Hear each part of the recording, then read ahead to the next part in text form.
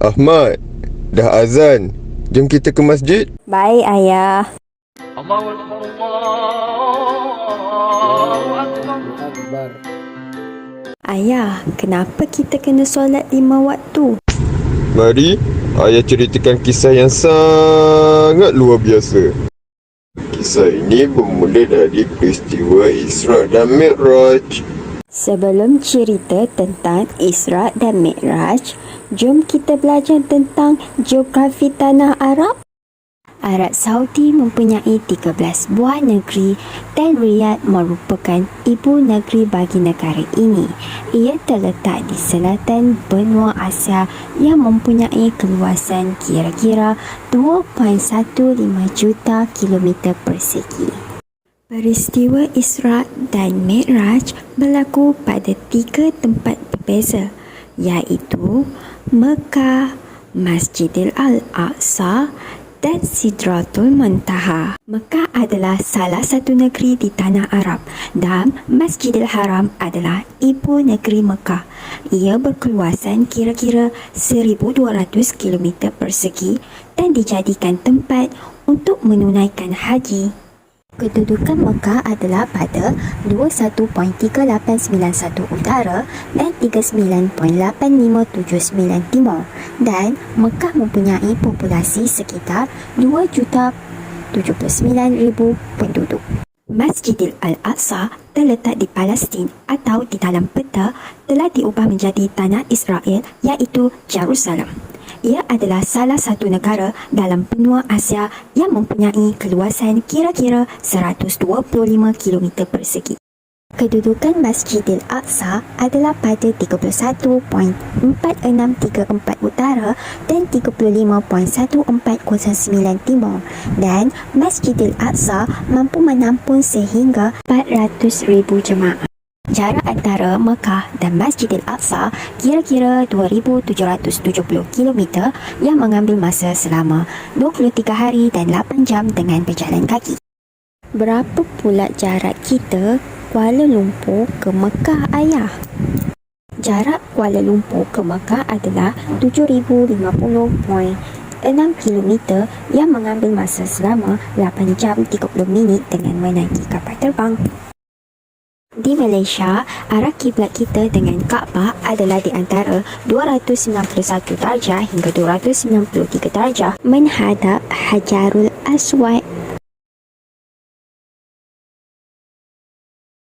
Isra bermaksud perjalanan Nabi Muhammad SAW dari Masjidil Haram ke Masjidil Aqsa. Manakala Mi'raj bermaksud perjalanan Nabi Muhammad SAW dari Masjidil Aqsa ke Sidratul Muntaha. Peristiwa Isra dan Mi'raj merupakan tanda kebesaran Allah Subhanahu Wa Taala kerana ia adalah perjalanan yang jauh dan panjang, tetapi ia berlaku hanya dalam satu malam sahaja. Ia merupakan salah satu mukjizat Nabi Muhammad SAW. Peristiwa ini berlaku pada 27 Rejab setahun sebelum hijrah ke Madinah bersamaan 621 Masehi. Pada ketika itu, baginda berusia 51 tahun.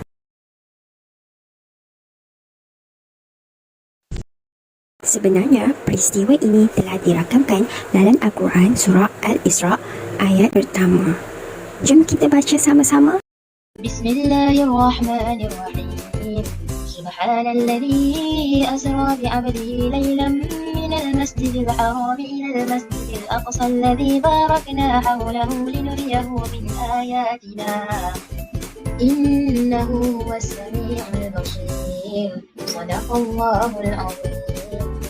Maha suci Allah yang telah menjalankan hamba-Nya Muhammad pada malam hari dari Masjidil Haram ke Masjidil Aqsa yang kami berkati sekelilingnya untuk memperlihatkan kepadanya tanda-tanda kekuasaan dan kebesaran kami.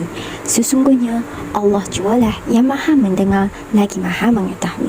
Sebelum baginda dibawa oleh malaikat Jibril alaihissalam, Dada baginda dibelah oleh malaikat Jibril dan malaikat Mikail untuk disucikan dengan air zam-zam serta membuang kutulan hitam.